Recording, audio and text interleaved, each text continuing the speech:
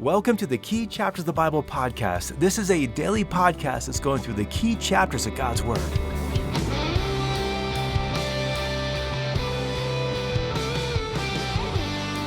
When you look at the history of God's people, it seems that there has always been opposition to them. Today we're going to look at Daniel chapter 8. We're going to see that this kind of opposition comes in repeated cycles against the Lord and His people. Well, I'm Russ Brewer, and you are listening to our daily study in the key chapters of God's Word. And today we're turning to Daniel chapter 8. We're going to see the cycles of the Antichrist. Now, before we dive into chapter 8, we need to take a moment to review where we're at because today's vision builds upon what we've been learning so far. Yesterday we read Daniel's vision about the four beasts in chapter 7. We saw that the winged lion represents Babylon. We saw that the barbecue-eating bear represents the Medo-Persian Empire. We saw that the four-headed winged leopard represents Greece, and the iron-toothed beast represents the Roman Empire.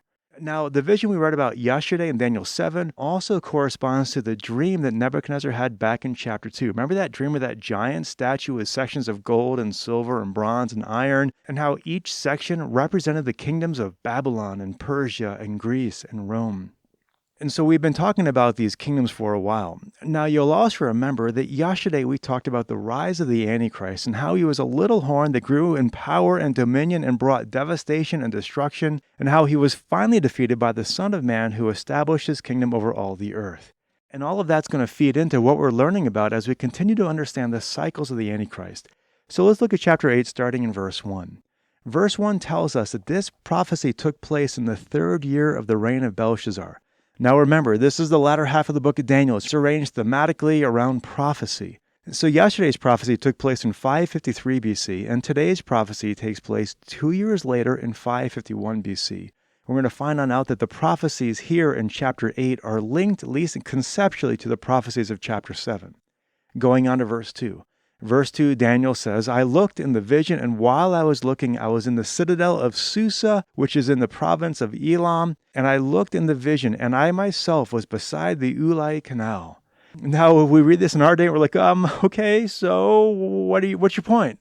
Well, here's the thing. If you were to Google, if you even want to pause the podcast, go ahead and Google, where's Susa, where's the Ulai Canal, where's Elam? You're going to find out they're all in Persia. Now, you might be like, well, okay, so they're in Persia. Remember, where's Daniel deported to? He's in Babylon, and Babylon is not Persia, and it's not Susa, and it's not anywhere near the Ulai Canal. They're about 300 miles apart or so. And so in verse 2, Daniel's having a vision about Persia while he's living in Babylon under a Babylonian ruler.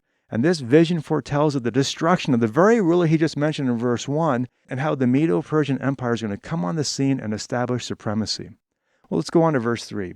In verse 3, Daniel has a vision about a ram with two horns. Now, a ram has two horns. That's just nothing special. But this ram represents the Medo-Persian Empire. Now, you might be like, well, hang on, right? You just can't just pull things out of thin air like that. Well, I'm not. Go look over at verse 20. In verse 20, it says, the ram which you saw with the two horns represents the kings of Media and Persia. And so this ram here in verse 3 represents the Medo-Persian Empire. Have you ever noticed how we say the Medo-Persian Empire? What are we referring to?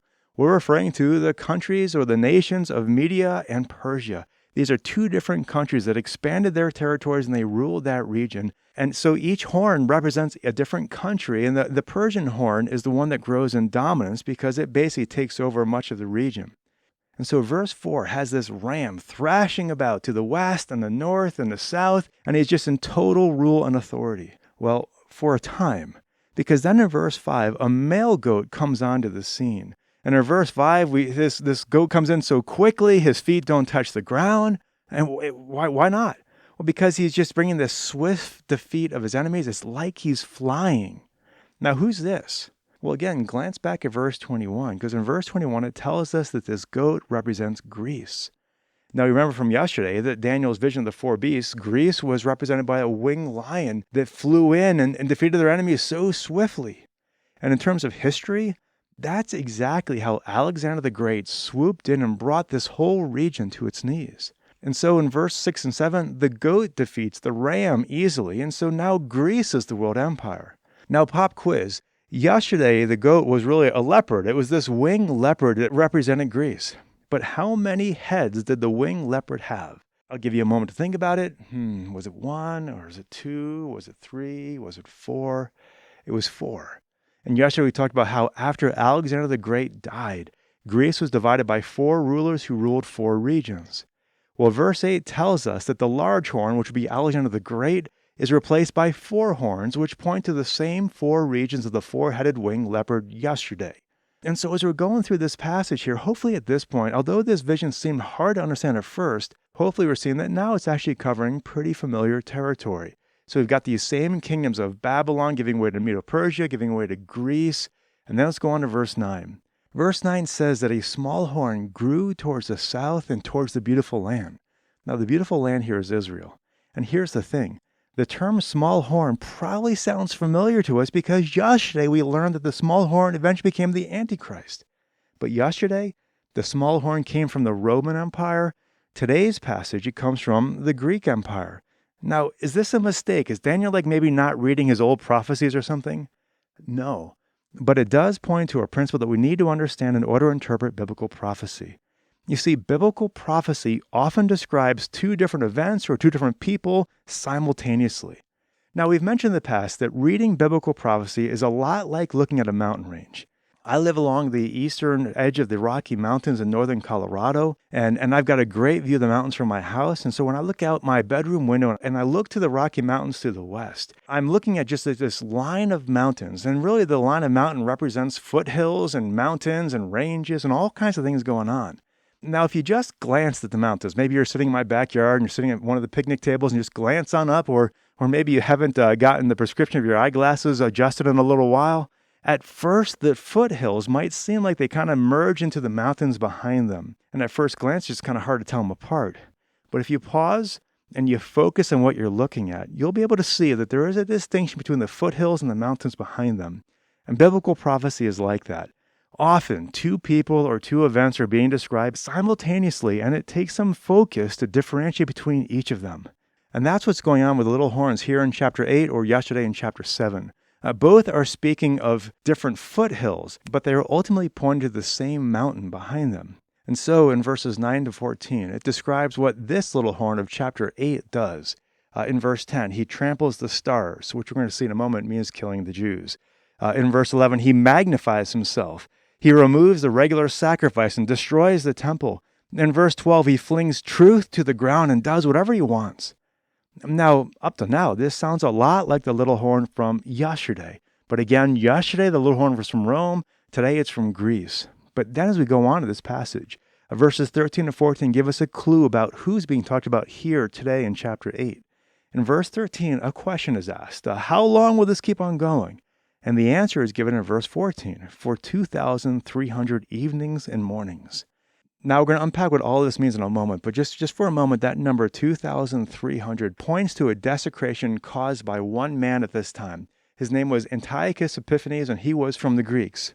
Antiochus Epiphanes was part of the Seleucid dynasty, and Antiochus murdered his brother and took over in 175 BC. In 170 BC, he went down and briefly took over Egypt, which explains the growth to the south that's mentioned in verse 9. Later, in 168 BC, Rome forced him to evacuate Egypt, and so Antiochus Epiphanes had to use Israel as a buffer state. During that time, he attacked and burned Jerusalem. He killed multitudes of people that we see mentioned in verse 10. He forbade the Jews to follow the Mosaic law or observe the Sabbaths. Idolatrous altars were established, and the Jews were forced to offer unclean sacrifices to these idols and even eat pork or be killed. And so this was just a time of just great pain and devastation for the Jews. Now, what's that 2,300 talking about there? Well, the 2,300 mornings and evenings told the Jews how long they could expect all of this to happen. These 2,300 mornings and evenings mentioned in verse 14 might be a couple things. It might be pointing to the 2,300 days, or roughly the 6 years, that Antiochus Epiphanes terrorized Israel. It was roughly 6 years.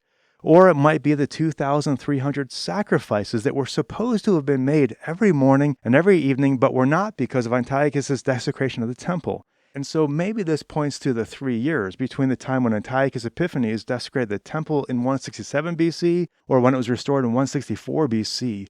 Both of these possible applications work. It could have been the 6 years, or it could have been the 3 years. Both are true. And either way, it gave the Jews a sense of how long all this was going to be going on before, as we see as we go on this passage, the Lord puts an end to this devastation. And so let's just keep on going here, because although that's the gist of this vision, we're not actually done yet, because the second half of this chapter is when the angel Gabriel tells Daniel what this whole vision means. And so if you look at the end of verse 17, Gabriel tells Daniel, Son of Man. Now, just for a pause real quick, that's not referring to the messianic title. That's just referring to Daniel as a human. And so he says, Son of Man, understand that the vision pertains to the time of the end.